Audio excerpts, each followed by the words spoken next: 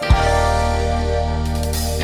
know what they say, a bad video game is bad forever, but a delayed game can eventually be good, which is why nobody should ever release video games. Welcome to Triple Click, where we bring the games to you. This week we are talking about Horizon Zero Dawn, a fantastic game about robot dinosaurs that just came to PC. So let's discuss, shall we? I'm Jason Trier. I'm Maddy Myers. And I'm Kirk Hamilton. And here we are for another episode of Triple Click. Hey. Everybody's favorite gaming podcast. I'm sure it's mine. I think it's everybody's. That's what I heard. Everybody called me up earlier this morning. It's my baby's. My baby just said, Of course. Definitely her favorite show. And speaking of favorites, my favorite people in the world are all the people who signed up to support us during Max Fun Drive. It is now over. You no longer have to hear us talking about Max Fun Drive, but thanks for signing up. Everybody who signed up, we had a whole lot of people become members to support us, which is an amazing feeling and Super very cool. exciting. It's very so cool. It's really cool that we get to do this show and have all of your support and just be like a totally listener-supported show. That rules. But really, I just wanted to say thanks to everybody. We all wanted to say thank you to all of you who signed up to be members. And just think, you don't have to hear about Max Fun Drive for a whole other year, even though... Going by my NPR, like my public radio experience, it'll feel like it's Max Fun Drive immediately. Like if you were annoyed by those ads, you will be annoyed by them. Yeah, time is weird anyway now, so I'm pretty sure a year is happening tomorrow, I think. Right. I think that's how it works now. Right. Yes, but save that talk for the time loop Beanscast that's coming true. That's true. Yeah, that's true. When we all begin to escape our time loop. The COVID time loop. So, speaking of time loops, we are going to be talking about a video game from 2017 on this episode. And it's like it's a brand new video game because it just came out on PC.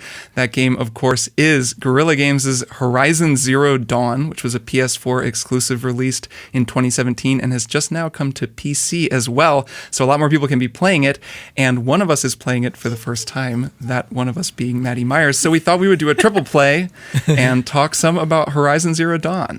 Real quick, when you say Guerrilla Games Horizon Zero Dawn, here's a funny story. The other day I mentioned on Twitter, I was like, Horizon is so impressive, and it's particularly impressive because it's a studio that was only making first-person shooters, and they pivoted to this open-world RPG. And someone responded to me being like, actually, there was the great underrated open-world game, Red Faction Guerrilla.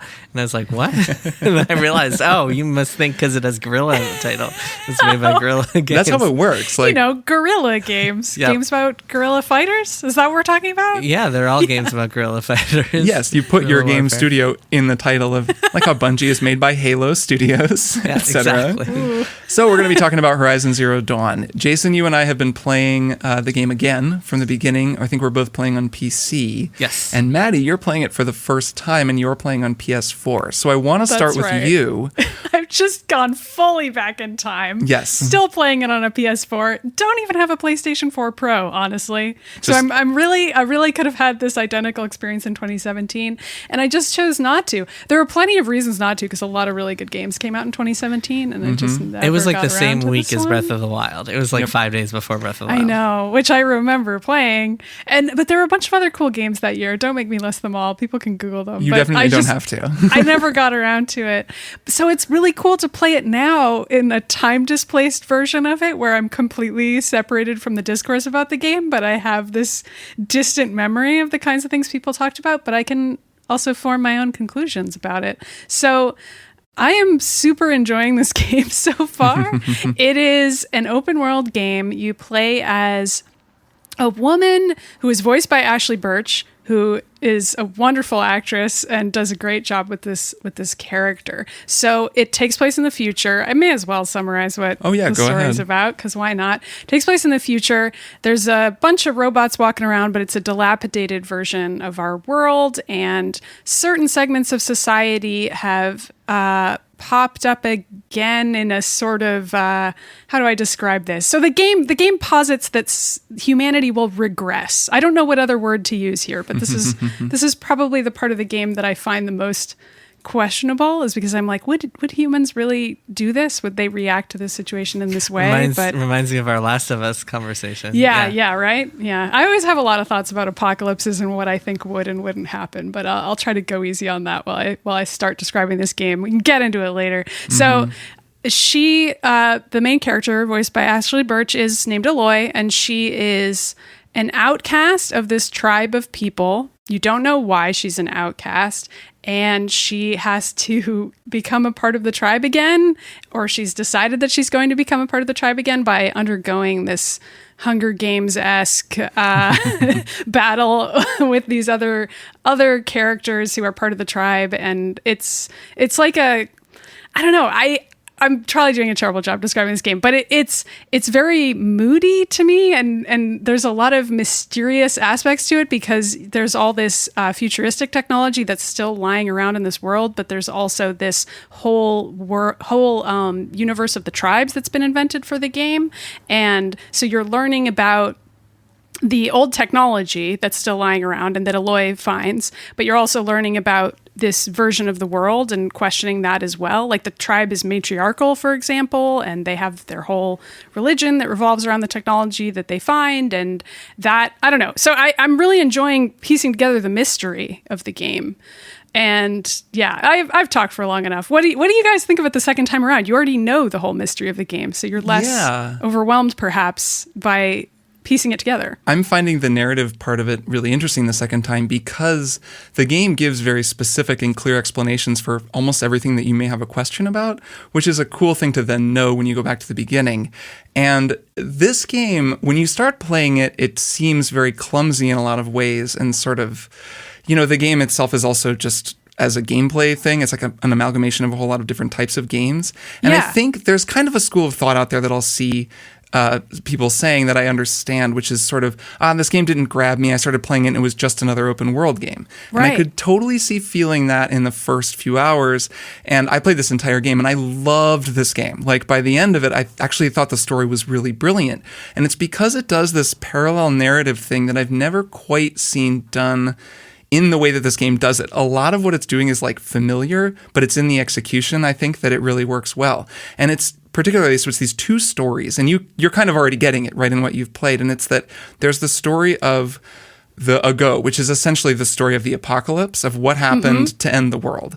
And then there's Aloy's story and the story of, her quest to discover what happened and who she is and who the people are. And they're intertwined because she's learning about the past, and the story of the past explains why things are the way that they are. And each aspect of the civilization, the technology, the knowledge, and the lack of knowledge that people have, it's all explained, like very clearly and purposefully. It's worth noting through like audio logs and video logs that you find throughout the game. And there's a lot more story in this game than I thought there was going to be. I just want to throw that in. Like I thought this was like an open world action game that had just a little sprinkling of a, techno apocalypse in the past and whatever. That's just cool scene setting. This is like Mass Effect dialogue choices. You're deciding what kind of person Aloy is going to be and what her choices will be. And it's way more story heavy and cutscene heavy than I was expecting. So it's also that kind of game. The narrative director, I believe that was his title on the game, or one of the main writers, is this guy named John Gonzalez, who was also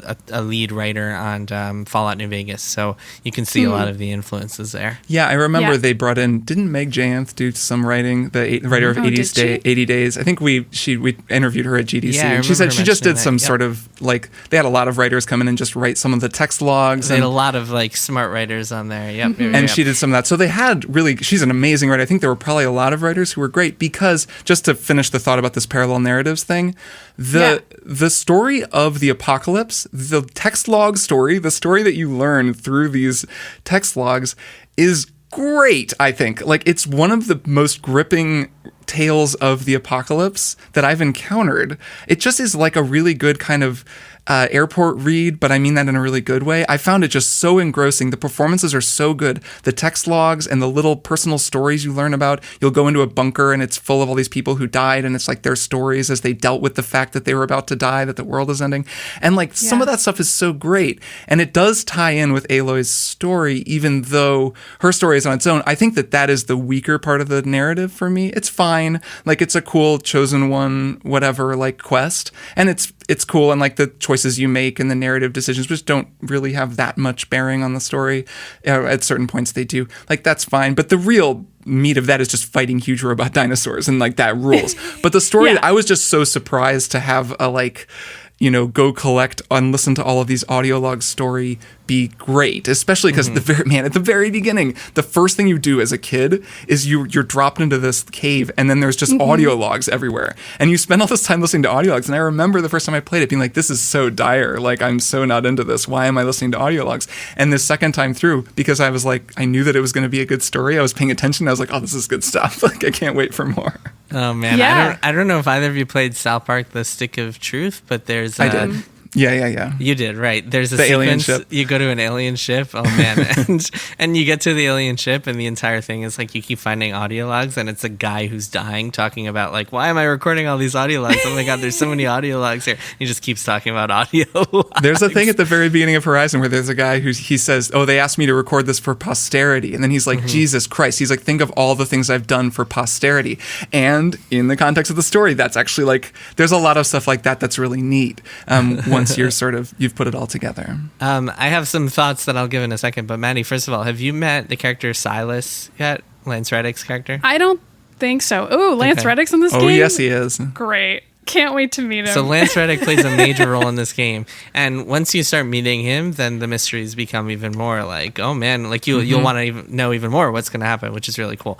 So I actually, you guys talked a lot about the story. I want to talk about the gameplay because Sure. I've been playing, the last game I played right before this was Ghost of Tsushima, which I've played a bunch of. Probably will go and play some more of.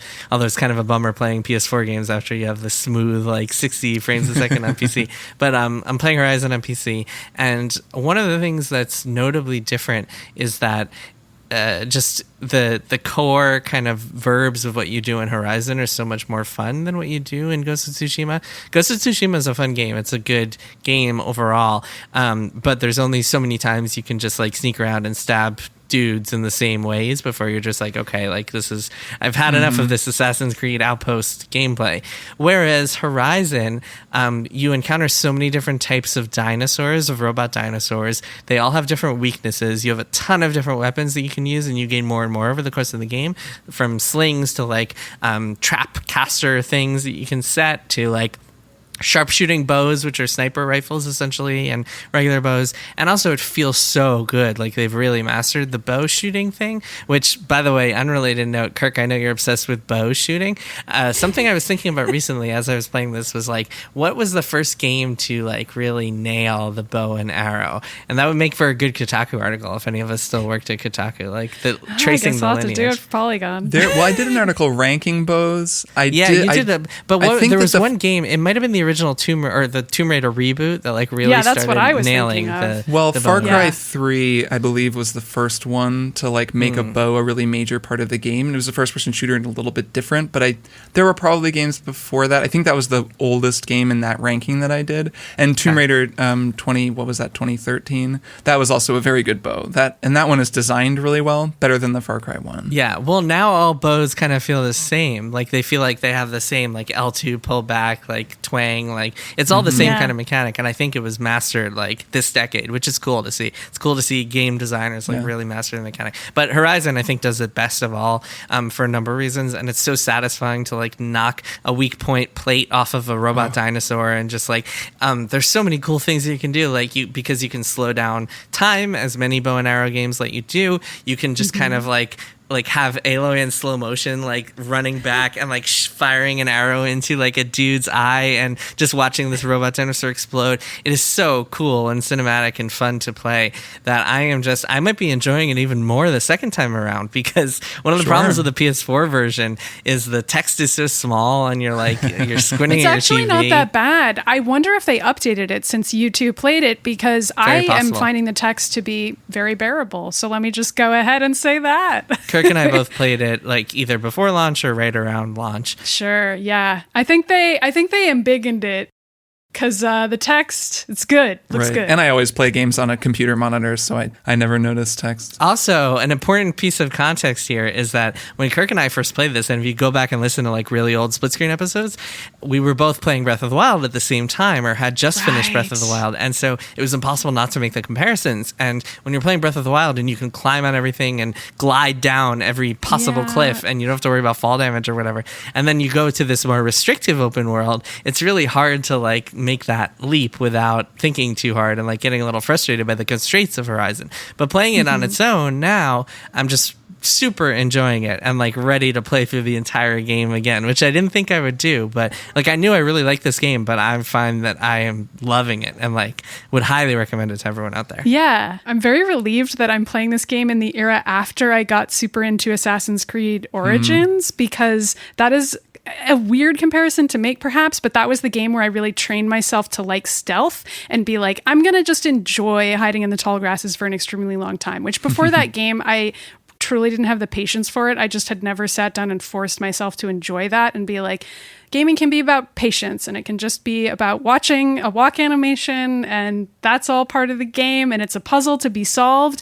And that is a huge part of Horizon in a way that can be very satisfying. I suppose you don't have to level up the stealth tree, although that's what I've been doing and really enjoying, is playing it like a puzzle game where I'm figuring out the most effective way to approach each situation without anyone seeing me at any point. And that is super, super satisfying. Like, I like the combat anyway. Like, if you want to get in the mix with a robot dinosaur, that's fine, and you can still survive if you want to do that. But the puzzle aspect of it and the patience aspect is also super satisfying to me. And I don't know, I'm just glad that now I can enjoy this kind of game. It feels like I've unlocked a different part of my brain that is capable of being patient and enjoying this genre, which previously I hadn't. So that's lucky too. Have you run into any of the actual puzzles yet?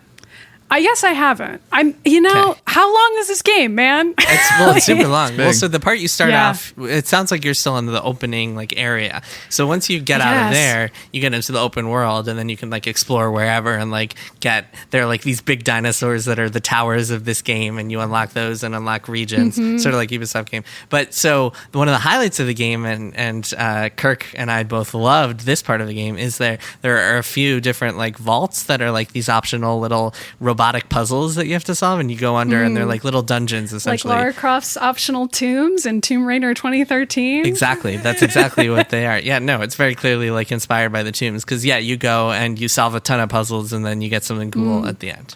Yeah, that rules. That these are great. the cauldrons, right? Those, and they're really cool looking too. Yeah, that's what they're called. Oh yeah, I did Cauldrons. just talk to someone who told me about that. Yeah, I think you awesome. like have to do one, and then maybe a couple of them are optional. Yeah, and then other ones open up. Yeah, so I want to like rave about the gameplay because I have all these specific thoughts too. So the stealth stuff, like the Assassin's Creed style stuff, is actually to me one of the weaker elements of the game, only because I don't think it's as good at stealth as like a Far Cry or as like a Ubisoft game that it's clearly borrowing so much for. Like when you go to an enemy like bandit outpost, and there's an alarm in the middle that you have to get to, and there's sentries around. It feels so like an Assassin's Creed game, but then the AI is nowhere close to, I think, at least where it needs to be. And then there's a mission pretty early on. It's like the Revenge of the Nora mission, where you have to go into this like kind of patrolled base, and you have to blow up a big thing of gasoline basically in the middle of the base, and then a big fight breaks out. And the whole time up to then, you've been taking out outposts full of dudes and a couple of those watchers, like the little robots. And then what's it called? It's like the fire spitting thing, the huge ass, like it's one of the first times you fight a huge friggin' robot dinosaur, and it totally changes the dynamics of the fight because it can kill you almost instantly. It's gigantic and like just and it breathes storming fire. around. It shoots fire at you, so you have to like have it in the back of your mind at all times. It killed me when I was playing. And like not alert it until it's time to do that boss fight, because if you alert it, you are screwed in that moment. Yeah. And even in the fight, it's like there's a bigger fight unfolding. There's AI fighting AI, and then this huge thing is just rampaging around. And that to me, it was really cool playing it the second time, because I was like, this is where the game says, okay, here's the kind of game this is. Because really, for me at least, when it comes down to it, this game is an amalgamation of a lot of different things. It's got a lot of the different Ubisoft things, Far Cry. It's got the sort of Witcher-style side quests that branch and go in interesting places and always have a narrative twist. It's got the Mass Effect, like, Witcher dialogue system. But it's Monster Hunter, and it's the fact that they borrowed from Monster Hunter that I think is what like kicks this game over the top for me, because the fights against the dinosaurs in this game are outrageously good. I can't believe how good they are. The fact that each enemy has its own like, distinct weak spots. They give you the slowdown time ability very early on, which is super crucial, so you can start to target those spots with like your Terror Blast arrows. Now that I know how all the things really work, which it took a long time playing the game, I don't think it explains everything that well, actually. It doesn't. It didn't really feel to me like I had the hang of it until 6 hours in or so, because I was just like, I don't really know. And it might even be at the end of the game. You might even look back and be like, oh, wow, there's whole systems I didn't understand. I don't have the hang of it as it happens. I'm going to run into 6 more dinosaurs I don't know how to Here's an example of a thing. The rope launcher, which is really, really useful, absolutely crucial for tethering a dinosaur down. I didn't even understand. There's a UX thing where if you shoot one rope, it sticks into the thing and then she sticks it into the ground and a circle starts to fill up, or the rope like icon over the dinosaur starts to slightly fill, and then you hit it with another rope and it fills a little bit more and a little bit more, and then when you finally get it to the top, a little ring appears around it and the robot is staggered. So there's a whole system there where if you have to shoot a bunch of ropes into it, and it's the same with fire. When you're shooting with fire arrows, like it slowly fills up and then it catches on fire and a white ring appears around the circle. Wait, I don't understand why you're talking about shooting ropes into it. The ropes are like setting traps. You set ropes on the ground. No. The rope caster I'm talking about, not the trip caster. The rope caster is like a spear harpoon gun. Like it shoots a harpoon into the thing. So that is like you can slow them down with one rope, but if you shoot like 7 ropes into one, you can really stick it and then it gets stuck. And then you can go do a critical hit. There's all this stuff that like it doesn't fully explain. And I remember getting wrecked when I was playing it for a while, and it just took a long time to learn that stuff. And now that I know it all, the game is much more, approachable. Like it's a lot easier. Yeah.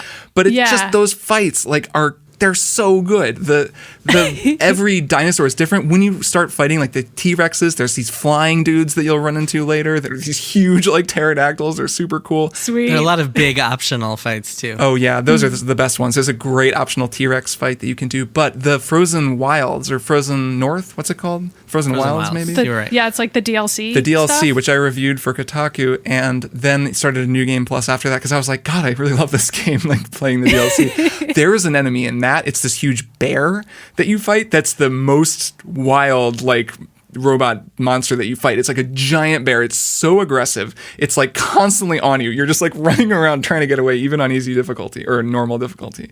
And it's just the alchemy that they hit, like the balance of you getting pushed around by these huge dinosaurs, having to like constantly react. You're always on the defensive because they do so much damage. You have to be creative. You can slow down time. The controls, the slide. I think this game has like the best slide of any game ever. You can slide for like 500 yards like down a mountain, and that it slows time when you're sliding and aiming. There's just so much in the feel of it that's just unbelievably good. Yeah, well, that's really where it like rises above the sum of all of its parts. Is in that kind of that chemistry that you described, Maddy. By the way, I was going to say before, a pro tip is that if you shoot fire arrows at like a canister on a robot, you can make it explode. But sometimes you have to shoot like 2 or 3 fire arrows into the canister, and like you have to pay attention to that gauge that Kirk was talking about, where it just fills up. But you'll know it when it happens because literally it'll explode and set them on fire. It took me a while to figure out that fire arrow gauge, which is just a good tip in general. Like for a while I was like, I feel like the fire arrows suck and I don't even understand what the point of them is. And then I started noticing how enemy behavior changes if you've hit them several times in a row with a fire arrow. And I was like, wait a minute, there's something else going on here. Like they will actually be on fire and then burn for a while, and that'll continue to deplete health, which is like super helpful if you're fighting a bunch of human enemies. But it's also good to know like how they affect the robots that are weak to fire, which is not all of them, and which it's important to pay attention. Yeah, you have to. So when you're like focusing, you can see their weaknesses in addition to their weak points. It'll show you like on the bottom, it'll be like lightning bolt or like fire or whatever. I do think that scanning interface is a little bit of a weak point because you can't. You have to scan the individual. It slows you way down too. It's more like in the heat of the moment, you're trying to scan, and like that little reticle just doesn't always go where it's supposed to go. Like tagging enemies is also kind of hard.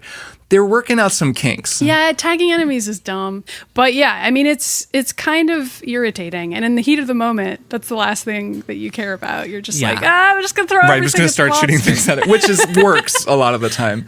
One of my favorite enemies is the the crab. Have you fought a crab robot yet, Maddy? I don't think so. Apparently, all the good stuff happens after the first 10 hours in this game. So I guess I'll have to keep playing it. Well, so I wanted to mention also that even though it seems like you've been in the opening area forever, one of the things that's actually really refreshing about this game is that it doesn't wear out its welcome. It's not like one of those 70-hour quests. It's actually like a neat 30 hours, the entire thing, the entire If you want it main to be. quest. Right. You can probably do it You can spend longer or less time on it if you want.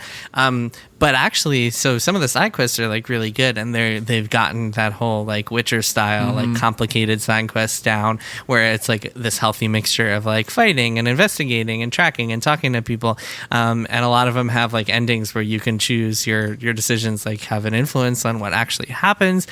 So it's really got this combination of all the tons of RPG mechanics plus this combat system that I think beats a lot of other RPGs. It's really just like you said, Kirk. It's this amalgam of all these different awesome parts from other games, and to me it just works so much better than a lot of other games that try to do the amalgamation thing, such as Ghost of Tsushima, which again is fun but doesn't really hold up to Horizon. Can I say, here's a spicy take. Maybe this isn't that spicy, but Okay, hit us. having played a lot of Monster Hunter World, at least, 100-something hours of that game. 100-something? You played 100-something hours of that game? Wow. Having played 100-something hours of the game, yeah, that game begets a lot of gameplay.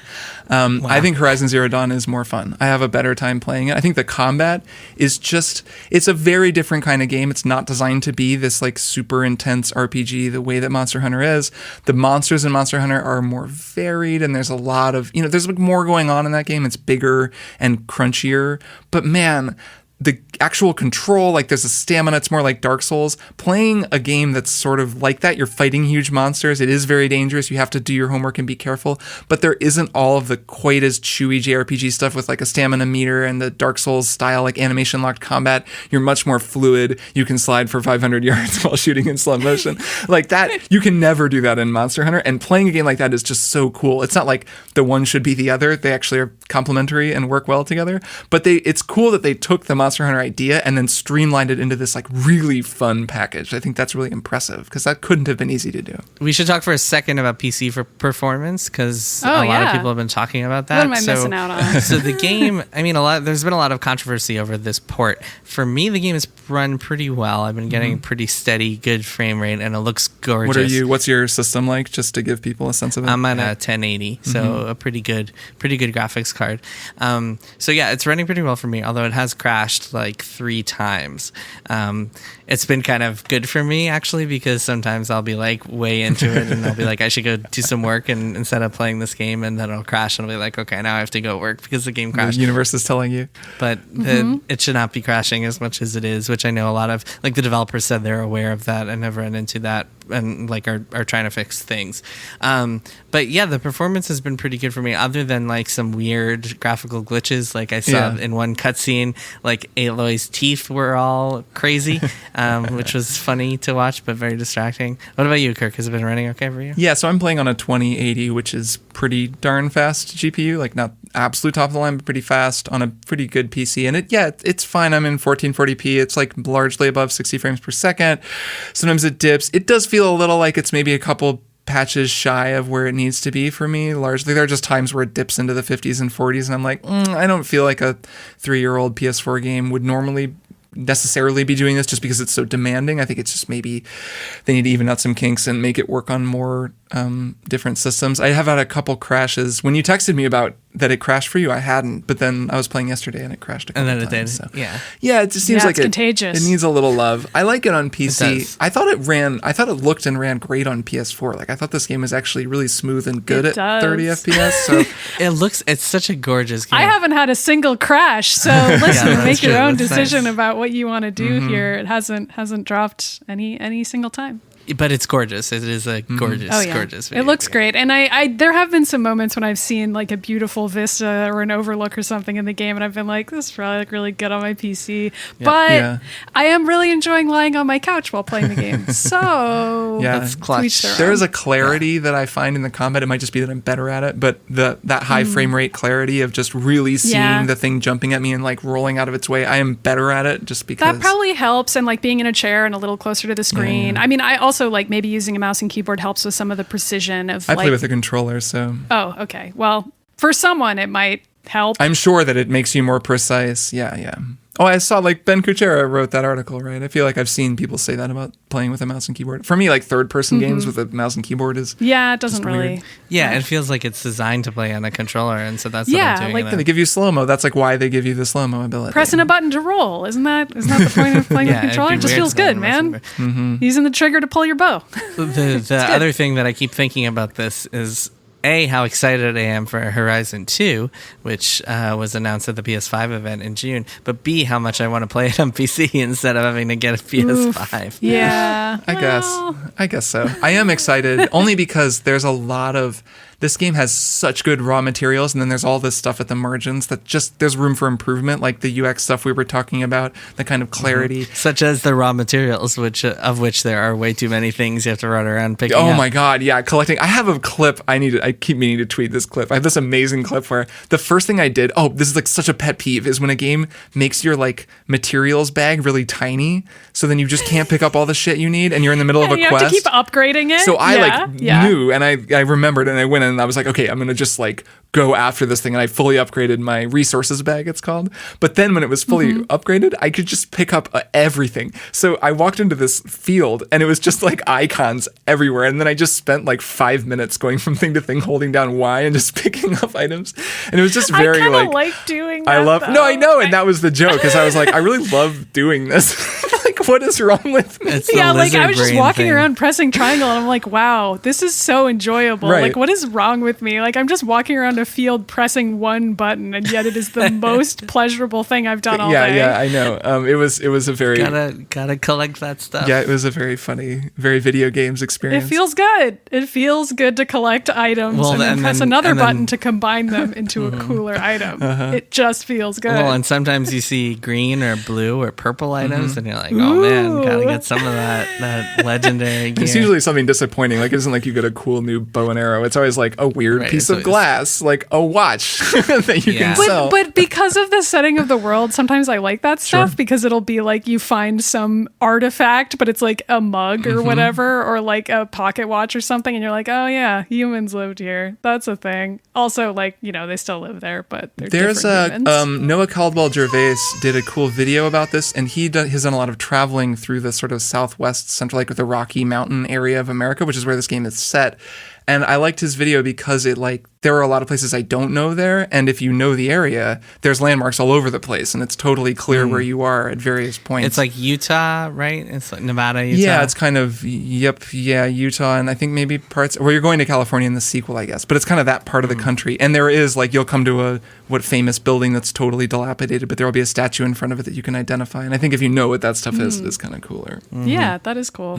Yeah, it's fun. I mean, you mentioned you like snarked about like finding an old watch or something, but it is pretty cool to see like the game's descriptions of these objects, and there's there's like a good sense of humor to it all, that the game is kind of like hoping that you'll laugh with it. And I mean, the one thing that I don't like about this story, I guess, if I'm trying to find things that I don't like about the game, is that the voice acting is pretty inconsistent. Ashley Birch is incredible, and Lance Reddick is incredible, but other than that, it's pretty hit or miss across the board. The baby Aloy at the beginning of the game, young Aloy, is, oh man. The character model is just very strange looking. I don't really know what to say about it even. It's just every time they show that kid, I'm like, what's going on here? Yeah, good thing that's over fast. Yeah, she looks like a porcelain doll, but like not in a good way. No, a little bit weird. It's spooky child. But also like some of the during the proving, so that section where it's like Bast and like all these ridiculous characters who are just like parodies of like 80s teen movies. Yeah, you like meet all the other... I do like, though, that in the proving, I was like, this is going to be like a young adult novel. Okay, I'm here for this. And then instead, at the end of the proving, they all just get murdered. And I was like, okay, never mind. Bye. You're not going to get to see any of these characters again. Don't worry about it. I thought that was kind of cool. It's extremely good. I thought that was good. And I actually, the entire game, I spent like waiting for one of them to come back and like to secretly be alive or something. Nope. It's like you go hang out with what's her name's mom. It's much more about, it's like where the adults are going to go do something real now that those kids are dead. Sorry. The real game starts now. And yeah, Maddy, I'm excited for you to get to Meridian because that's like the main city of the game. And it's like, that's my next thing. So I guess it's a real game. I'm going it's also like a gorgeous city. Like some of the visuals in this game are really spectacular. Yeah, it's a cool game. It's exciting that a lot of people are playing it on PC for the first time. So anyways, that is our triple play on Horizon Zero Dawn. Great game. Anybody playing it, if you have any thoughts on it, of course you can write us at tripleclick@maximumfun.org and share your thoughts on the game. All right, why don't we take a break and then we'll be back with one more thing.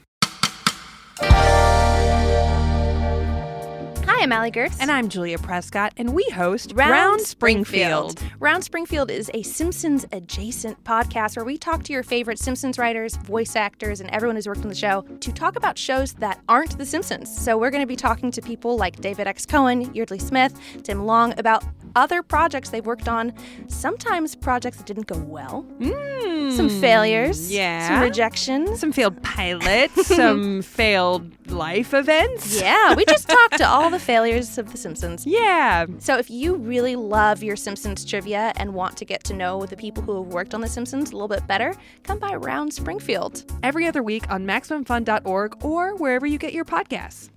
Listen, I'm a hotshot Hollywood movie producer. You have until I finish my glass of kombucha to pitch me your idea. Go.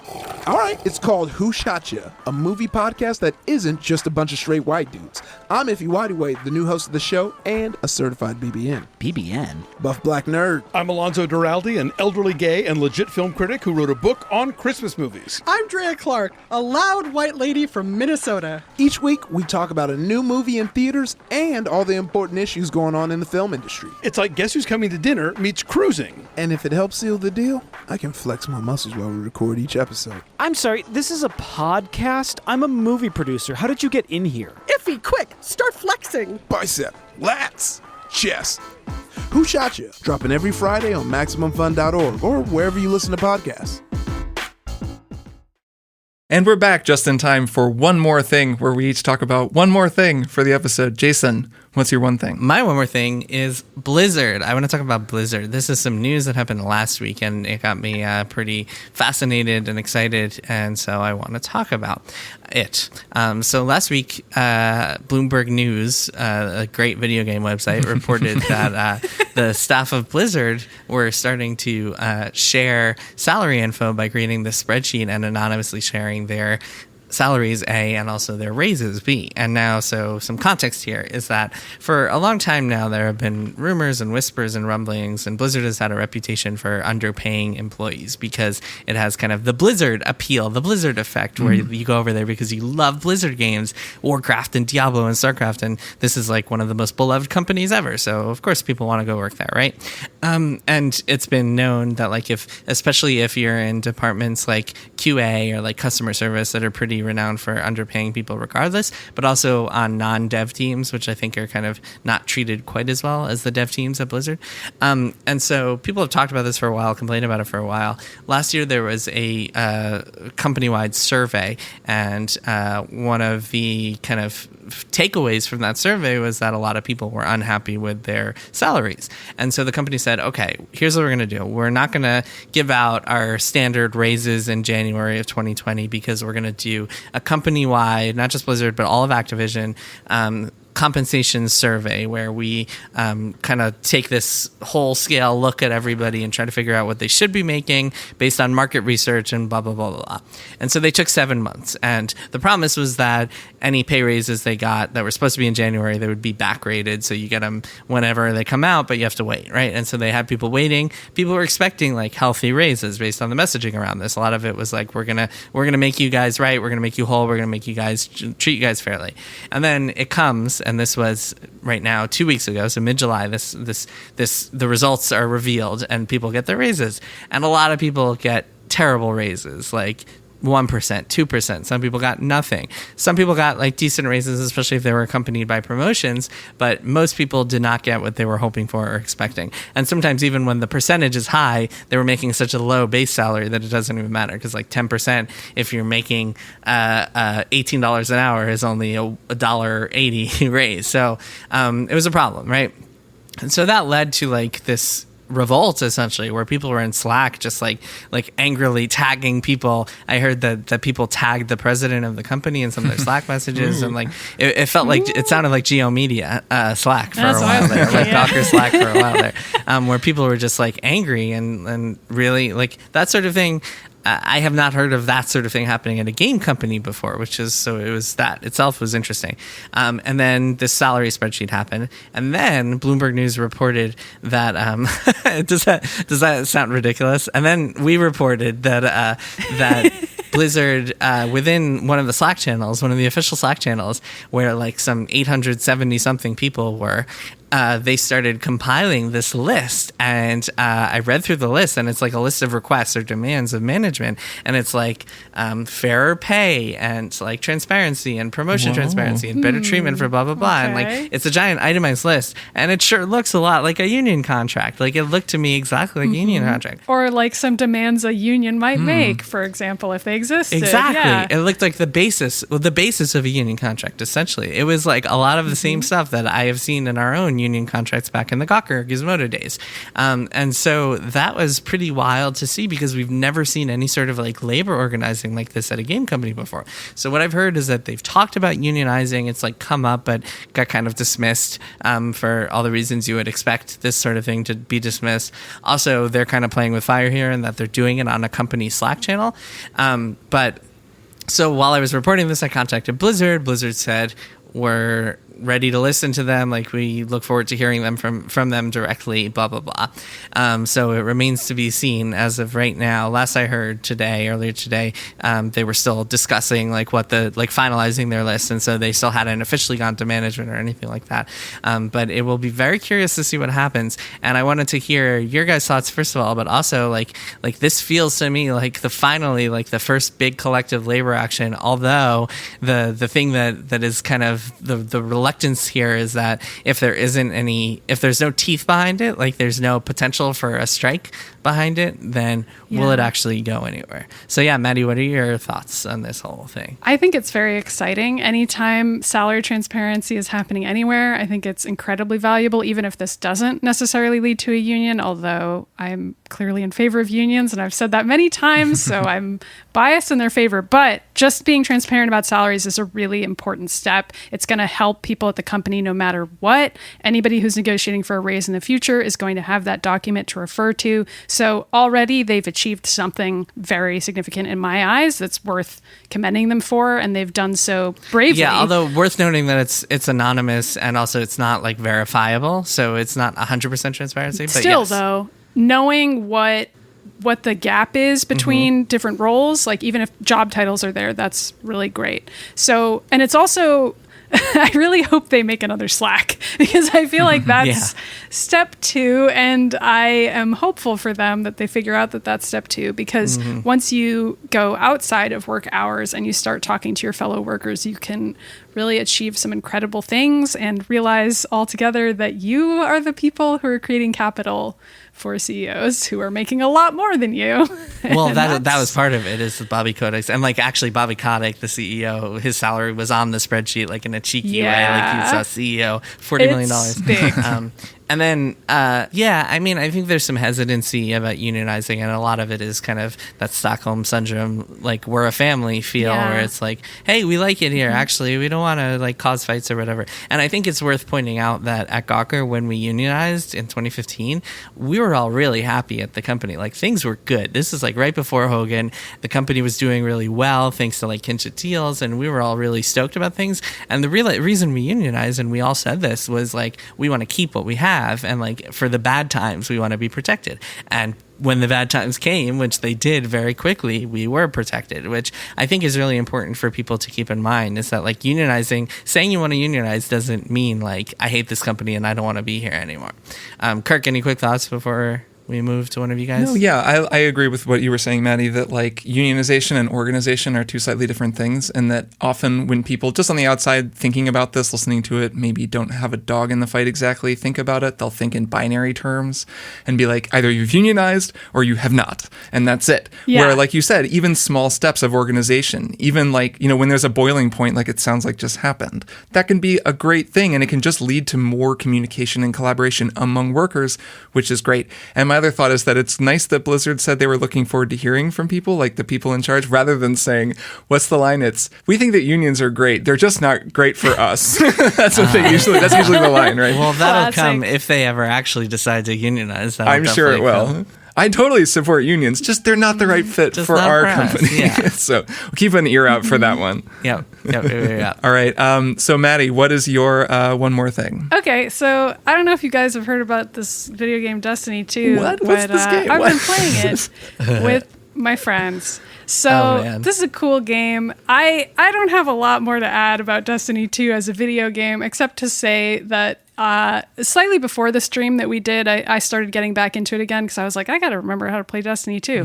Arguably, I still haven't remembered how to play Destiny 2. I may never truly remember how to play Destiny 2 if I ever knew. But it kind of got me back on the grind again, and I was like remembering like, oh yeah, I have a bunch of friends who still play this game. What are those people up to? And That's so funny. I could just be playing this game with those people, and it has become a pretty good COVID coping thing for me in that it's a very low impact socialization situation where we're playing a game together, but the people that I play with don't really care that much about how well we're doing. And so we're really just hanging out. And that is so great. Nice. It is really hitting the spot That's in awesome. a big way for me. And yeah, so I recommend it. So here's my question for you, Maddie.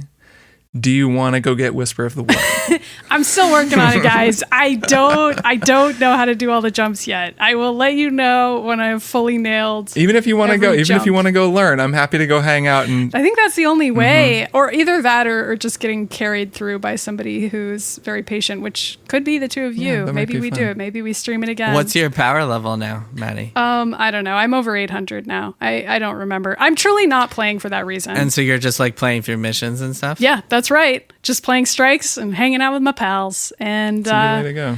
So it sounds like what we have to do is the three of us have to really dive in when the new Beyond Light comes out in November. The three of us have to just jump in. Oh, I mean, I'm sure we'll play it, right? Come on, it's going to be new Destiny stuff. I'm sure we'll play it. And I'm going to be so good by then. I'm going to be way over 1,000. That's true. It's so Easy funny. peasy. So like Kirk and I pull out and you're just like, hey, I'm playing Destiny 2. And we're like, oh God. I Like, don't know. It's a pretty great low impact it game. definitely is. I again am not invested in being good at it. I can't Sure, emphasize yeah. that enough. It's You don't truly a need to. hangout Yeah, yeah, yeah. game in a great way, which I know is the purpose of MMOs, but I feel like I hadn't quite hit the sweet spot of like enough people I know playing it at the right times. And COVID, I think, has resulted in that for my friends group. And so that's probably also a boon, is that multiple people I know who also aren't that invested in Destiny 2 are back on the grind again right now. So I don't know. It's just been kind of a perfect storm in my well, life. that's the nice thing about Destiny is that the grind is all that matters. Like, unless you want to be PvP master, skill doesn't Right. matter. Like, all you have to do Yeah, is you're do just things. playing it. You just Yeah. play and you get your power level up, and then you can You just do more pick up stuff. some orbs, and then you turn Yeah. around, and there's another orb waiting for you. I mean, unless you want to do like the high level raids and stuff, but like you don't That's have what I was to. going to say. Skill matters on some of that really gnarly stuff, but for Yeah, like that's true. 80% of the game, it's not that big a deal. But it's like it doesn't have to, Yes. so it's the perfect hangout and talk Right, you game. can just skip that because you stuff. don't even have to be paying that much attention to the game. Like Oh, you can man. just be shooting the shit with your friends about life, and also you're shooting aliens. But like, it's fine. Doesn't really matter that much. That's awesome. So yeah, That's cool. cool game. This is but you're getting Kirk and I. You're giving us the urge to jump back in. It's a real problem. Join me. It might happen. I do feel like we should conclude the Whisper of the Worm, like helping Maddie get that. I think we just have to do it at some point. So We have to. We've started it. Well, we should just stream again. yeah, well, at some point, We yeah. should. Though we're going to stream other games too. But yeah, that can be something we do. Yeah, well, there is a certain What other game. games? I've only heard of Destiny 2. It's I'm the not only even game there is. sure what you're It's the talking only about. game that matters. All right. Well, my one more thing is a TV show that I've been watching, and it's sort of tied to a news item too, I guess. I didn't put this in the show outline, but first of all, just to recommend this show, I've been watching Doom Patrol. So is that like Paw Patrol meets Doom? Yeah. No, though. You play as Doom I'm Guy. trying to think if there's an are episode Doom called Guy. Paw Patrol. Each episode is something patrol, and some of them are very funny. So like the names of each episode is that. I don't think there's been a Paw Patrol yet, but it would not surprise me if there was one at some point. Got it. So Doom Patrol is a great show. It is on HBO Max. It was previously on DC Universe, but then was brought over to HBO Max and is now just an HBO Max show. It has just concluded its second season. I'm near the end of the first season. I started watching a couple weeks ago with Emily. A bunch of people have recommended it, and it's been always kind of recommended to me as the antidote to Umbrella Academy, which is a Netflix show that I just could not get into. Did either of you watch Umbrella Academy? I did, and I did not complete it. Right. I am on the same page as you, and I think we talked about it on a split screen. Yes, I think we talked about it on split screen when Jason was out. That's right. And we were both like, okay, so we're not crazy. We were both like trying. Yeah. Yes, it was like, I was like, this show seems like it should be something that I like. It has all these aspects that I like and actors that I like, and it's just not working. What are these shows? So they're both kind of... Don't worry about it, Jason. You weren't even here. It's fine. They're Don't worry kind of about it. similar. So both of them are like misfit hero, anti-hero groups from the sort of... Are they cartoons dredges? or live No, they're live action. From the sort of dredges of comicdom. And Umbrella Academy is like kind of like more of a Wes Anderson thing, like a school of kids who are all gifted and then are all messed up now. So it's like Royal Tenenbaums meets X-Men meets something, which like... Wow, doesn't that sound like a great premise? He's like kick-ass because it's very bloody and intense and right, sad. but then it just winds up being weird, and it never worked for me. Like, I didn't like the characters, the vibe was weird, the story was weird, it just was weird. Doom Patrol, people would always say, oh, you should be watching Doom Patrol. Like, that's the one that gets way less buzz, but is much better. So then season 2 comes around, everyone's talking about it, I'm like, all right, I'm finally going to watch it. The show is great. It's so great. I love it to death.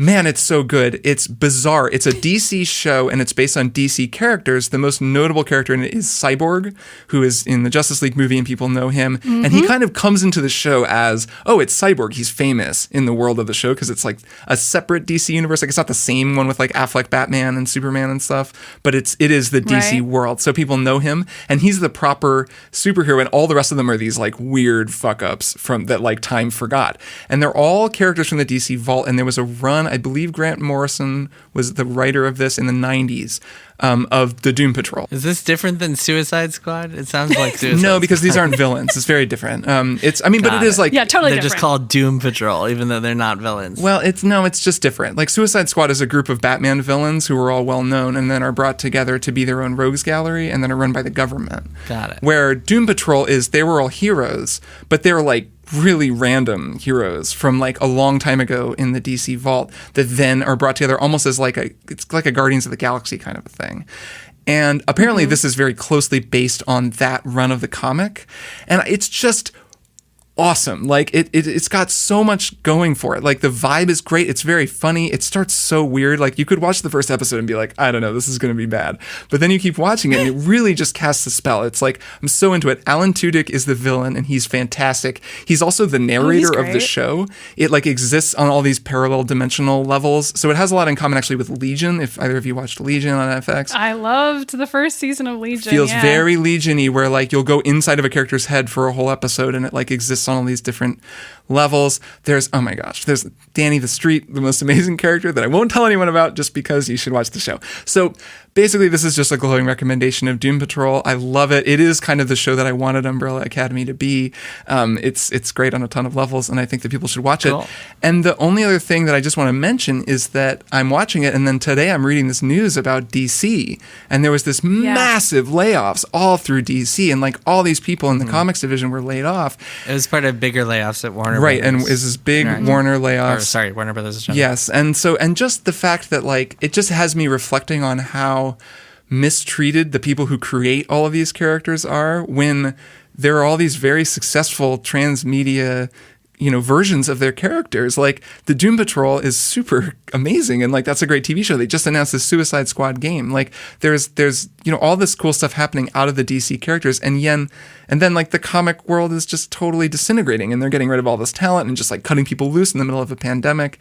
And I don't know what to make of that and what we will eventually make of that, of the fact that all of the people who actually created all of these ideas are so marginalized by the entertainment industry that then creates all this cool stuff based on their ideas. I mean, sounds like all of art under capitalism. It really sucks because people are watching so much more stuff and reading so much more and playing so much more during the pandemic, and that's what we're all really relying on. And to know that those artists are being mistreated feels a lot worse to me. I mean, it always felt bad anyway, but right now it feels very pressing and intense to know that people are getting laid off and that there are no benefits and so on. I don't know. The DC news was really sad to read earlier today and just be like, oh, cool. Like I really wanted to watch that Harley Quinn show and maybe give DC some of my money. But now I know that if I do that, that money is going to probably go to other people and not the people who actually made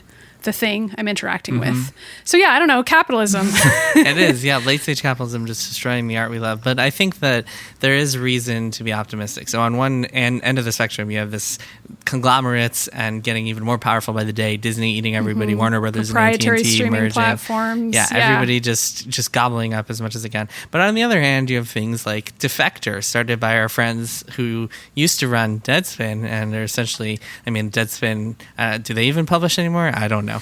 I don't know. I've never heard of it, they started this thing Defector and like have been really successful in like getting people to subscribe directly to them and pay for them. And to another extent, like our show that we have come and taken and gotten entirely funded by you find people who want to support creators of things that you enjoy. And so I do think that like the kind of crowdfunding revolution has created opportunities for creators that weren't there in the past. And so there are reasons to be optimistic.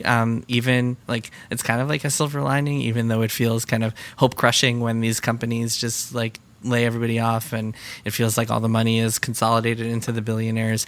I do think there are signs of hope, I guess. Sure, I'll take it. Yeah, a silver lining, and a silver lining is always on a rain cloud. But I just want to be optimistic a little. No, bit. I like it, and it's certainly true that more people talk about collective action now than they ever did a few years ago. We were just talking about Blizzard and collective action, and that conversation has super changed in the past few years, and that's been really cool to see. And so I think that a large part of it is social media, and that like people can actually get to know creators on a level that they couldn't before. Like these days, because if you have a Twitter account, instead of just knowing what like Rocksteady is and that they're making Suicide Squad, you might follow like programmers and artists from Rocksteady and like see their thoughts, and see it's them pretty as cool. people, perhaps. Yeah, you can get to know them as people, and yeah, like instead of just getting to know the Deadspin brand, you know these writers, and so I think that has given a little bit more power to the creative people, which I think is a good thing, and would love to see more of that going forward. So I guess the takeaway here is like try to support your creators in whatever way you can, like directly, instead of having all of your money go towards like the Disney Pluses of the world. Maybe think about supporting a Patreon of your favorite creator or something like that. I think that is very true, and a good note to end on. Support people who make cool stuff. Yeah, and they will get to keep making that stuff. All right. Exactly. Well, that is it for this episode. Thanks, everybody, for listening. Thanks, everybody who signed up to be a member. And I'll see both of you next week. Yeah, goodbye. Bye. Triple Click is produced by Jason Schreier, Maddy Myers, and me, Kirk Hamilton. I edit and mix the show and also wrote our theme music. Our show art is by Tom DJ. Triple Click is a proud member of the Maximum Fun Podcast Network, and if you like our show, we hope you'll head over to MaximumFun.org/join and consider becoming a member.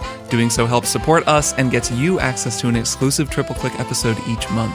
Find us online at tripleclickpodcast.com, on Twitter at tripleclickpod, and send email to tripleclick@maximumfun.org. Thanks for listening. See you next time.